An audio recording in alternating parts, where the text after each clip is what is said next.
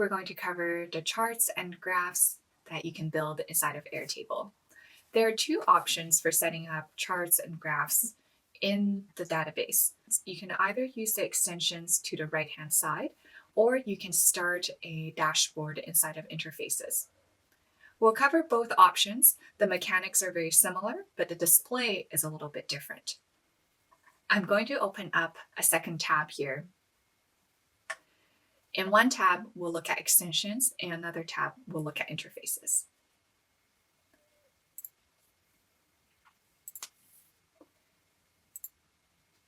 Typically, when we build dashboards inside of extensions, I will always add a fresh dashboard called reporting.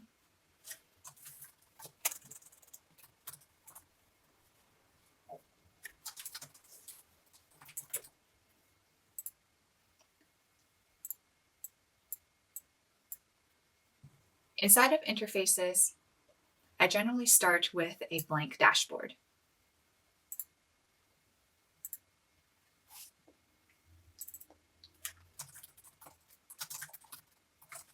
We'll name the interface a reporting interface.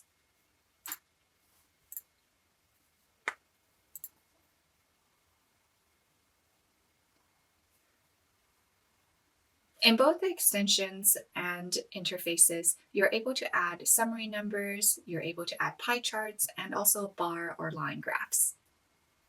The only thing that's different between extensions and interfaces is the ability to create pivot tables, which is only available inside of extensions. Thanks for investing in your own knowledge base. I'm Cherry Yang, the founder of Claribase. We're going to be releasing our flagship course, Airtable Mastery, for free. In the course, you can find over 100 videos on topics like design, integration, automations, and interfaces. It's perfect for the Airtable champion who wants to build their database right the first time. You can sign up for the course at the link down below. So if your reporting is very heavy on pivot tables, I would recommend staying within extensions for your dashboard. If you don't have the need for pivot tables and you need some pie charts and simple line graphs, then it's better to stay inside of interfaces.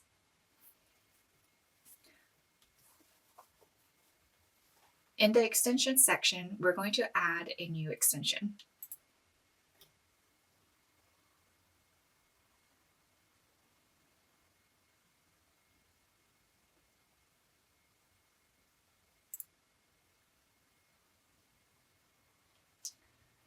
You'll see that when I try to add the extension, it's asking me to upgrade to Pro.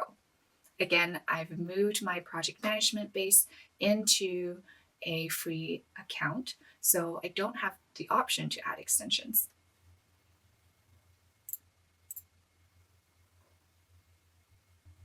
However, in our other tab, when I'm in interfaces, I am able to add charts. So one distinction is that if you want to use extensions for your reporting, you probably need to upgrade to a Pro account. If you would like to use interfaces for your reporting inside of a free account, that might be more suitable. We'll configure the interface version of this chart first. When you're creating a chart, you have to specify which table you want the chart to be from. The chart that I want to create first is to look at the number of projects based on the client. So the table that I'm going to be in is the projects table. I'm happy with the bar chart in this case, so I'm going to leave it as is. There are lots of different charts you can add. You can add a line chart, a scatter plot, a pie chart, and a donut chart, which is pretty similar to a pie chart. You can also set up filters for your data to report only on a subsection of your records. The x-axis in my case is going to be the client.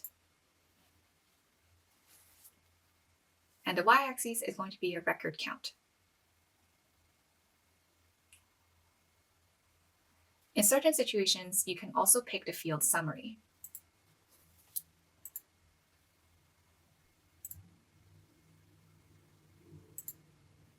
Airtable also gives you options to choose the color scheme. You can pick whichever one you like. I always recommend labeling all of your charts so that you can remember and refer back to them in the future. It's going to be far more helpful for debugging if you know what your charts are.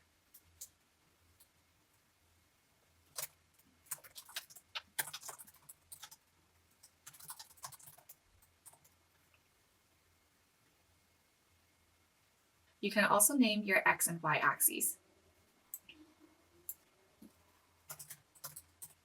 After I finish configuring this chart, I can see that the chart title is number of projects per client.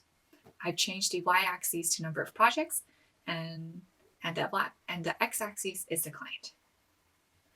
This is very similar reporting to what we set up in the rollup field earlier. So once again, it's another helpful way to show that you can set up reporting using different methods, and depending on what your team needs to see and where they need to see it, you could play around with the different options.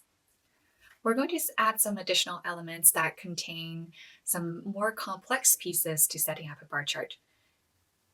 You can group and filter things inside of an interface, so it's a good thing to be able to visualize and learn how to do. The next element we're going to add is still going to be a bar chart, but it's a slightly more complex version because there are lots of filters and groupings that you can set up to make your reporting a little more nuanced. It's great to be able to see so that you know what is possible. I'm going to add a new element.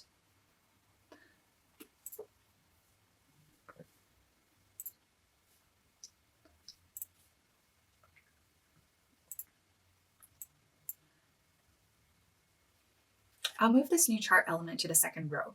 The next chart we're going to build is looking at how many tasks are there in a given project and who is assigned to those tasks. The source table is going to be our tasks table.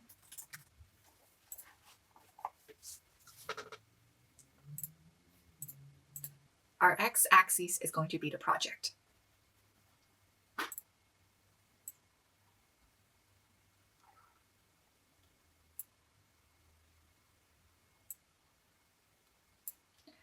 I also want to set up a filter for the data. For example, if the project hasn't started yet, the time logged is going to be 0. There might be occasions where you only want to watch your current projects so that it can help you with planning.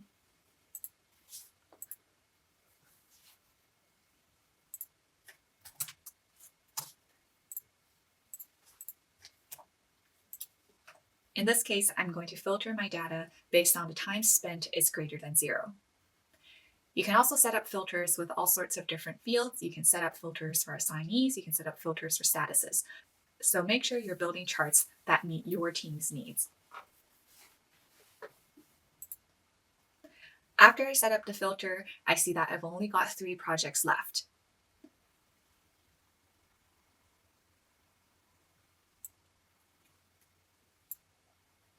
In my y-axis, I'm going to be grouping by the assignee.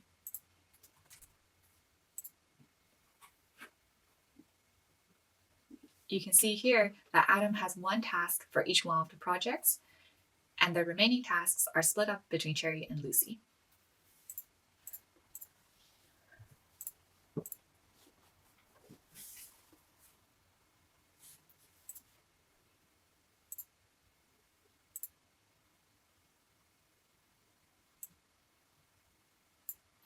When we look at the underlying data in the base itself, you can see this is indeed the case.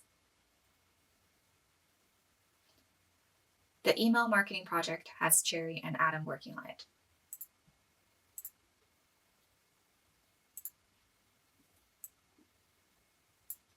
SEO project again has Cherry and Adam working on it. And Cherry has 2 tasks.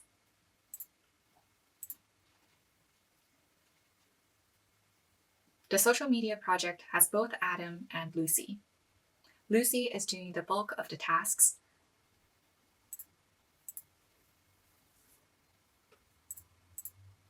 We see the breakdown of tasks represented accurately inside of the charts. I'm going to then label this chart Tasks by Assignee.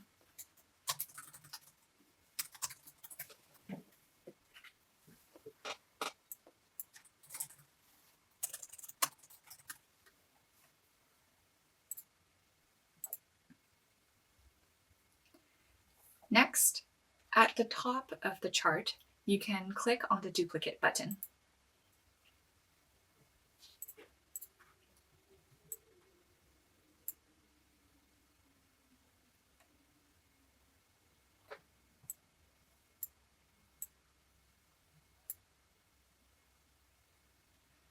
For my duplicate, I don't necessarily want to look at tasks again.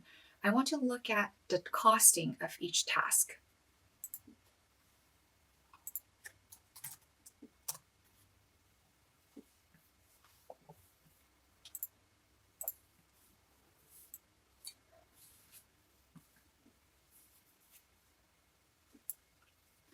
When I look at the costing of each task, I can also group them based on the assignee.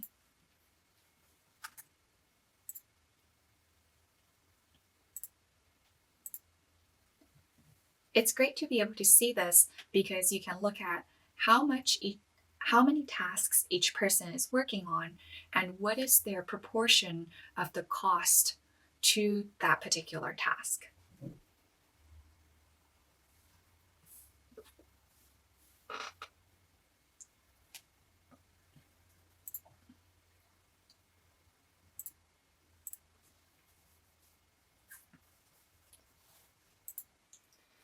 Coming back to this first chart, I want to show you how to convert your charts to different types of charts as well. You can have line charts or pie charts as well. It's very easy to change how you display the information. And once again, this depends on what your team finds easiest.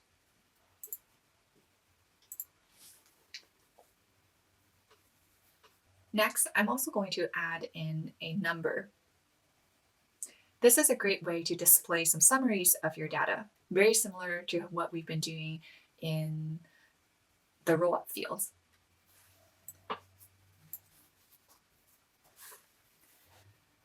You can count numbers in many different ways. For example, right now, we're showing 3 clients. The source of the data is the client table. We can add in a different number for the total number of projects.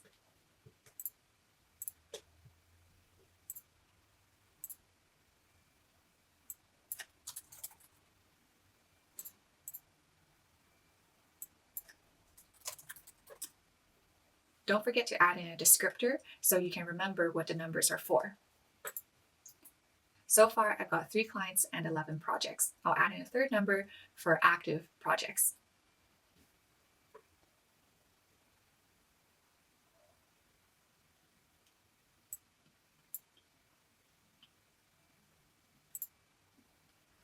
If I want the active projects, I'll need to set up a filter.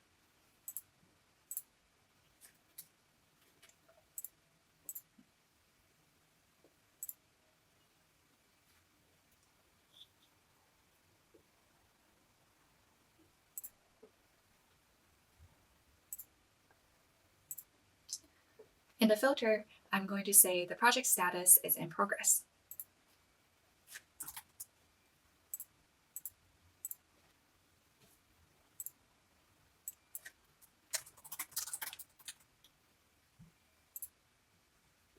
At the moment, you can see 2 active projects.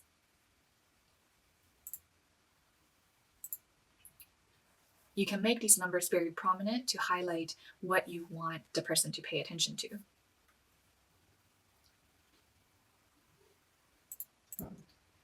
Of course, you can drag your interface elements however you want to set up the display that prioritizes the reporting elements that are most important at the top, and then move down and drill down into all the granular details as well. We're going to come back to reporting inside of extensions. For now, I've moved this project management base into a pro workspace that I have.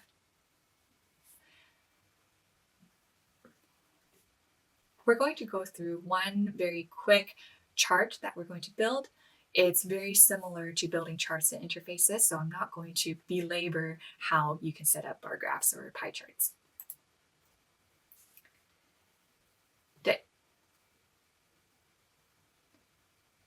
The steps to adding a chart is slightly different. When you add an extension, a window is going to pop up. The one you're going to pick is called Charts. Next, you're going to add the extension. The table we'll look at is Projects. Instead of setting up filters, you can create a view that has been filtered. This is a little bit different from interfaces, but of course you can filter a view and then use that view to further restrict the data you want to report on. In this case, I'm looking at the number of projects based on their status.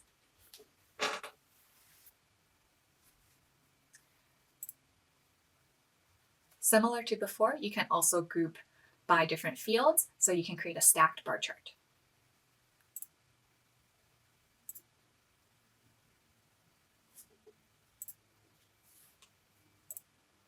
To rename the chart, you can double-click at the top.